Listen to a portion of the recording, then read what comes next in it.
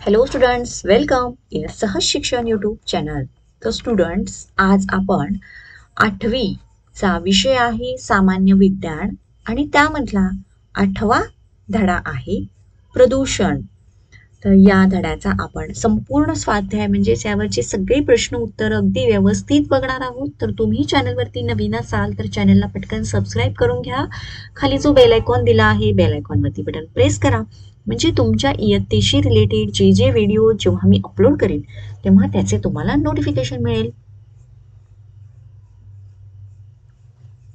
चला, स्वाध्यायामधला पहिला प्रश्न आहे, खाली काही वाक्य दिली आहेत, ती कोणत्या प्रकारच्या प्रदूषणात मोडतात ते सांगा. ओके, तर चला आपल्याला काय वाक्य दिली आहेत बघूयात.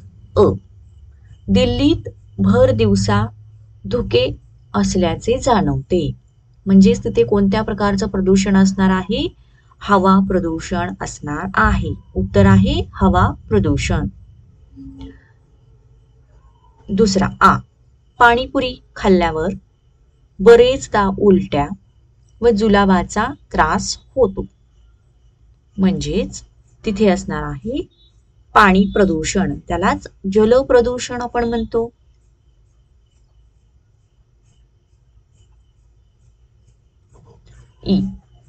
बरेचदा बगीचात फिरण्यास गेल्यावर शिंकांचा त्रास होतो.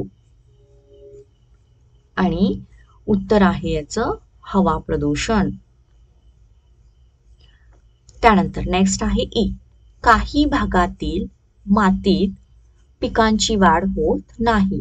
म्हणजे त्या मातीमध्ये दोष आहे, म्हणजे तिथे असणार आहे मृदा प्रदूषण.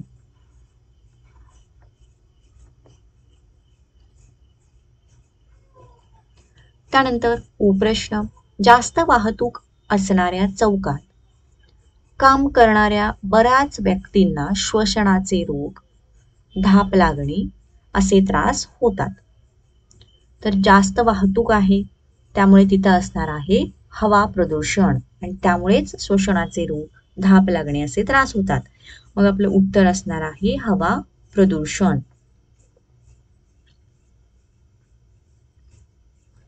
विद्यार्थ्यांनो, व्हिडिओ आवडत असेल व्हिडिओला पटकन लाईक करा. चॅनलला तुम्ही अजूनही जर सबस्क्राईब केलं असेल तर चॅनललाही सबस्क्राईब करून घ्या.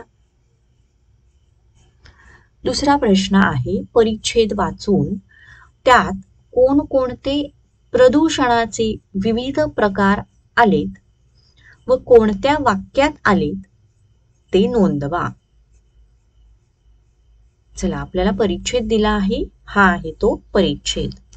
निलेश शहरी भागात राहणारा व इयत्ता 8वीत शिकणारा मुलगा आहे. दररोज तो शाळेत बसने जातो. शाळेत जाण्यासाठी त्याला 1 तास लागतो. शाळेत जाताना त्याला वाटेत अनेक 4 चाकी, 2 चाकी गाड्या, रिक्षा, बस या वाहनांची वाहतूक लागते. काही दिवसांनी त्याला दम्याचा त्रास व्हायला लागला. डॉक्टरांनी त्याला शहरापासून लांब राहण्यास सांगितले. तेव्हा त्याच्या आईने त्याला त्याच्या मामाच्या गावाला पाठविले. निलेश जेव्हा गावात फिरला तेव्हा त्याला अनेक ठिकाणी कचऱ्याचे ढीग दिसले. अनेक ठिकाणी प्राणी आणि मानवी मलमूत्रांची दुर्गंधी येत होती. काही ठिकाणी छोट्या नाल्यातून दुर्गंधी येणारे काळे पाणी वाहताना दिसले. काही दिवसांनी त्याला पोटाच्या विकाराचा त्रास व्हायला लागला. तर यावरून कोणत्या वाक्यामध्ये कोणते कोणते प्रदूषणाचे प्रकार आलेले आहेत हे आपल्याला लिहायचं आहे. तर चला, आपण परिच्छेद वाचून घेतला आहे. आता याचं उत्तर बघा. वाक्य बघा, काही दिवसांनी त्याला दम्याचा त्रास व्हायला लागला. या वाक्यामधून आपल्याला समजतं की इथे प्रदूषणाचा प्रकार कोणता आहे? हवा प्रदूषण. त्यानंतर निलेश जेव्हा गावात फिरला तेव्हा त्याला अनेक ठिकाणी कचऱ्याचे ढीग दिसले. त्यामुळे तिथे होणार मृदा प्रदूषण. अनेक ठिकाणी प्राणी मानवी मलमूत्रांची दुर्गंधी येत होती, म्हणजेच जैविक प्रदूषण आणि हवा प्रदूषण. काही ठिकाणी छोट्या नाल्यातून दुर्गंधी येणारे काळे पाणी वाहताना दिसले. त्या ठिकाणी असणार आहे जलप्रदूषण. आणि काही दिवसांनी त्याला पोटाच्या विकाराचा त्रास व्हायला लागला. आणि या वाक्यावरून समजते तिथे आहे जलप्रदूषण. तर चला, अशा पद्धतीने आपण हा प्रश्न सोडवलेला आहे. पुढे बघण्याआधी तुम्हाला व्हिडिओ आवडत असेल तर व्हिडिओला लाईक करा आणि असेच स्वाध्यायाचा इतर कोणत्या विषयाचा स्वाध्यायाचा व्हिडिओ तुम्हाला हवा असल्यास कमेंट बॉक्समध्ये कमेंट करून कळवा. आता तिसरा प्रश्न.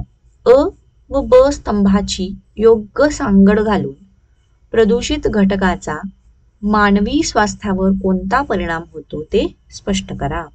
म्हणजेच थोडक्यात जोड्या जुळवा. तर हा आहे अ स्तंभ आणि ब स्तंभ. तर चला आपण याचं उत्तर बघूयात. अ स्तंभ मध्ये पहिला, कोबाल्ट मिश्रित पाणी असेल तर त्यापासून काय होणार? अर्धांग वायू. मिथेन वायू असेल तर त्वचेचा कॅन्सर. शिशे मिश्रित पाणी असेल तर मतिमंदत्व. सल्फर डायऑक्साईड असेल तर डोळे चुरचुरणे. आणि नायट्रोजन डायऑक्साईड असेल तर फुफ्फुसांवर सूज येणे.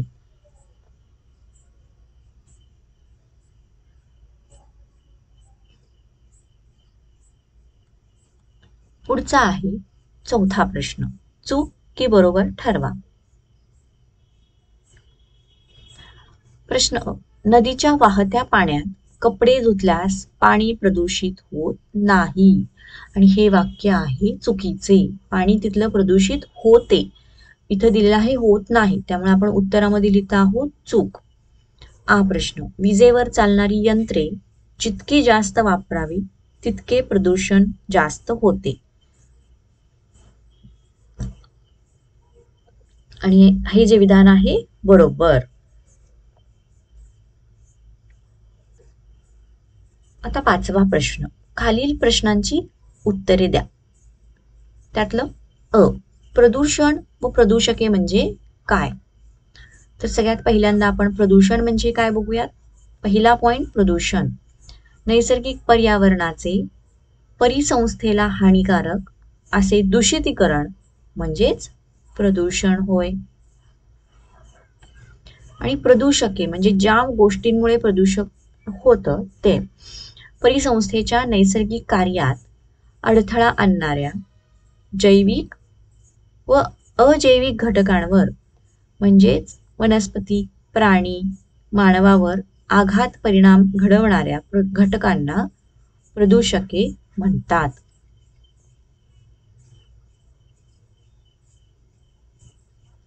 प्रश्न आ. आम्ल पर्जन्य म्हणजे काय? बघा, आणि हा प्रश्न आहे महत्वाचा, सो इथं मी इम्पॉर्टंट मार्क करते. 2 मार्क्सला हा प्रश्न बऱ्याच वेळेला विचारला गेला आहे. कोळसा, लाकूड, खनिज तेल यांसारख्या इंधनाच्या ज्वलनातून, तर ही जी इंधन आहेत ही जाळल्यामुळे त्यातून सल्फर आणि नायट्रोजन यांची ऑक्साईड वातावरणात सोडली जातात किंवा ती वातावरणामध्ये मिसळली जातात.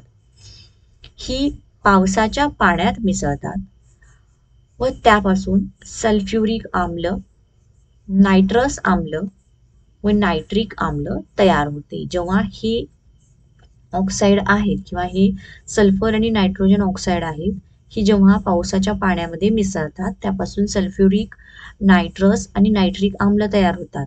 आणि ही आम्ल पावसाचे थेंब किंवा हिमकणांमध्ये मिसळून जो पाऊस किंवा बर्फ पडतो त्यालाच आम्लवर्षा किंवा आम्ल पर्जन्य म्हणतात.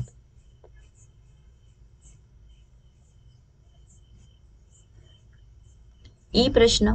हरितगृह परिणाम म्हणजे काय? उत्तर.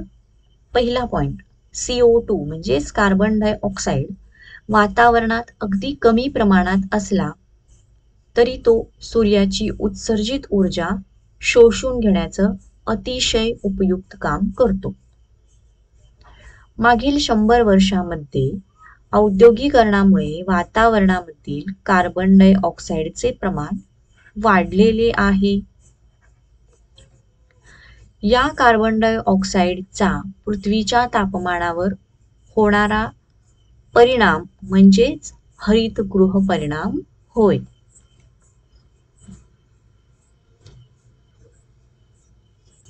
पुढचा ई प्रश्न, दृश्य प्रदूषके व अदृश्य प्रदूषके कोणती?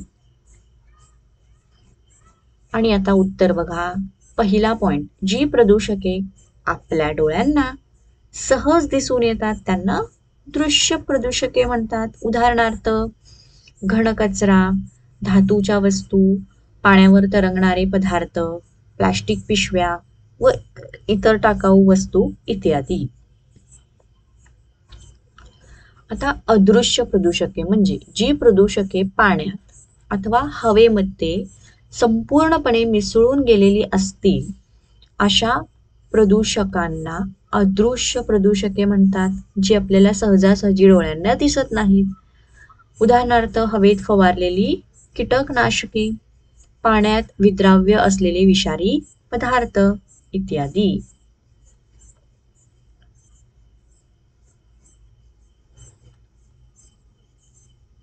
सहावा प्रश्न, पुढील प्रश्नांची उत्तरे लिहा.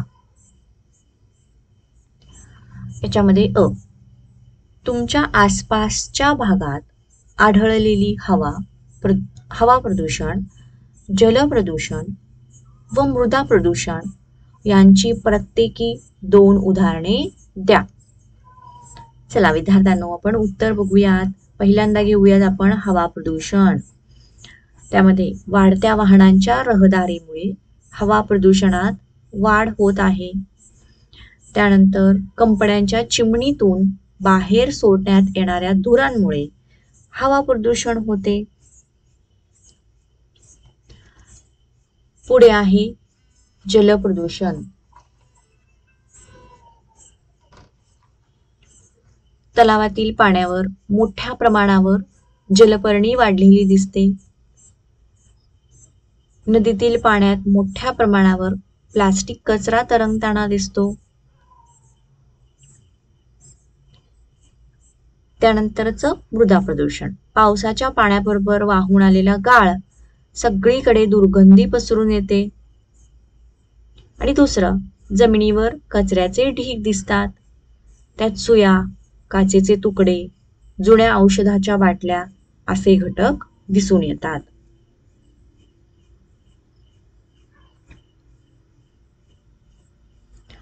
ओके, चला आता यामधला हा प्रश्न, वाहनांमुळे प्रदूषण कसे घडते? कमीत कमी प्रदूषण ज्यामुळे घडते अशा काही वाहनांची नावे सांगा. उत्तर बघा. वाहनांमधील जीवाश्म इंधनाच्या अर्धवट ज्वलनामुळे कणरूप पदार्थ, ज्वलन न झालेली hydrocarbon, carbon monoxide, nitrogen oxide, sulphur dioxide आणि शिशाची संयुगे हवेत मिसळतात.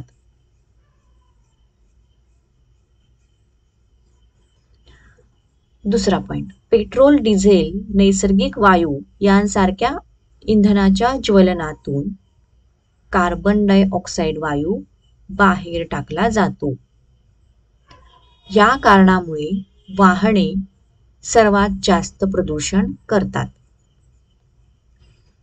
तिसरं, प्रदूषण न करणारे वाहन म्हणजेच सायकल.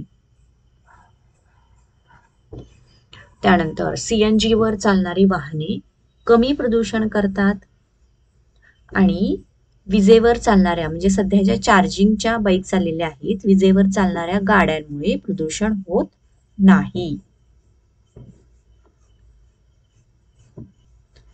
पुढचा प्रश्न ई, जलप्रदूषणाची नैसर्गिक कारणे कोणती ते लिहा.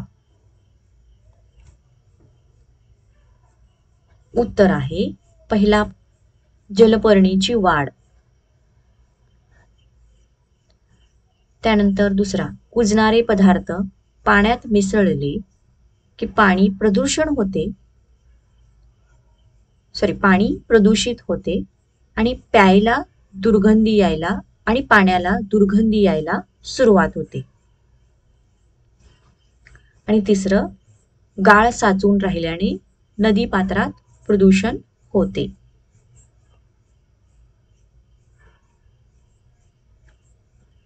चौथा, जमिनीची धूप झाल्याने जीवाणूंसार यांसारखे सूक्ष्मजीव अनेक जैविक अजैविक घटक पाण्यात मिसळतात. पाचवा पॉइंट, पाण्यात कुजणाऱ्या सेंद्रिय पदार्थांवर कवक व जीवाणूंची वाढ होते. आणि सहावा, शैवाळ जास्त वाढल्याने पाणी अस्वच्छ होते. चला, पुढचा प्रश्न आहे ई प्रश्न, हवा प्रदूषणावर कोणतेही 4 प्रतिबंधात्मक उपाय सुचवा. आणि आपण बघणार आहोत उत्तर. पॉइंट पहिला, कारखान्यातून बाहेर पडणाऱ्या धुरात अनेक दूषित कण असतात. हवा प्रदूषण नियंत्रित करणाऱ्या यंत्रणेचा वापर बंधनकारक करावा. उदाहरणार्थ, निरोधक यंत्रणा, त्यालाच अरेस्टर्स किंवा गाळणी यंत्र, फिल्टर्स असं इंग्लिशमध्ये म्हणतात, यांचा वापर करावा. आणि दुसरं, शहरातील दुर्गंध पसरविणाऱ्या कचऱ्याची योग्य विल्हेवाट लावावी. त्यानंतर आण्विक चाचण्या आणि रासायनिक अस्त्रे यांच्या वापरावर योग्य नियंत्रण असावे. आणि CFC निर्मितीवर बंदी किंवा बंधने आणावी.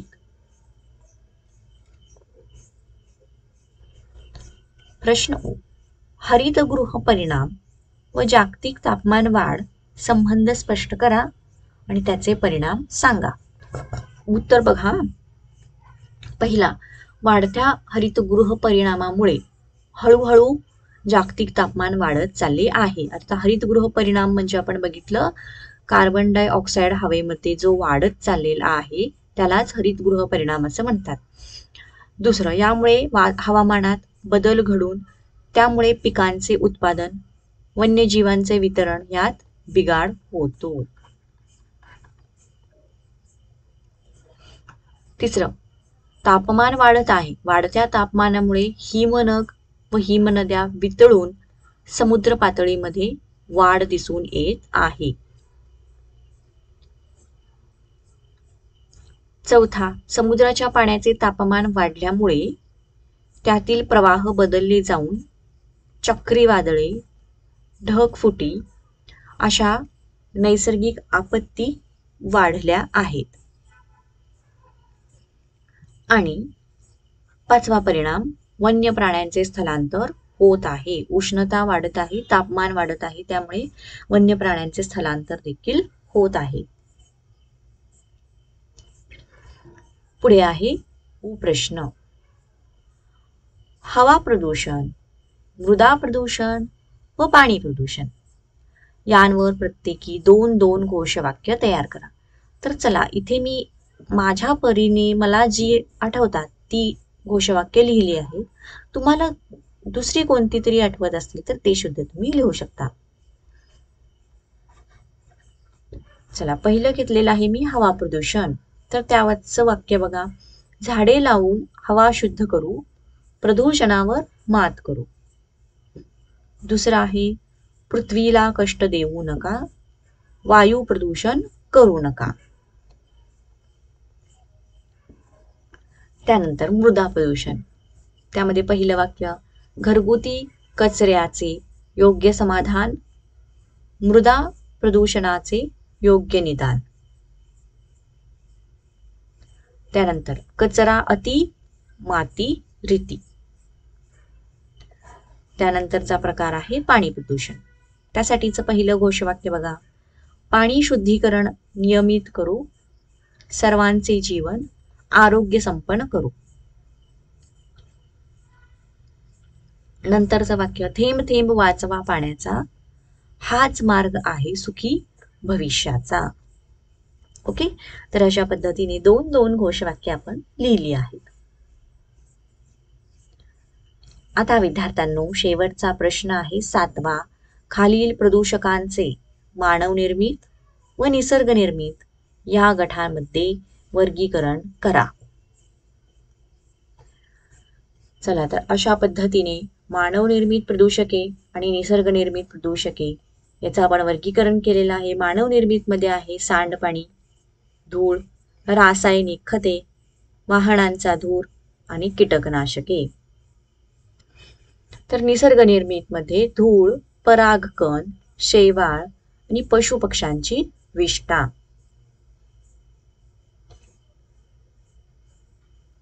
तर चला, याच प्रश्नाबरोबर आपला हा स्वाध्याय इथं संपतो आहे. तुम्हाला व्हिडिओ आवडला असेल, व्हिडिओला लाईक करा, चॅनलला सबस्क्राईब करा.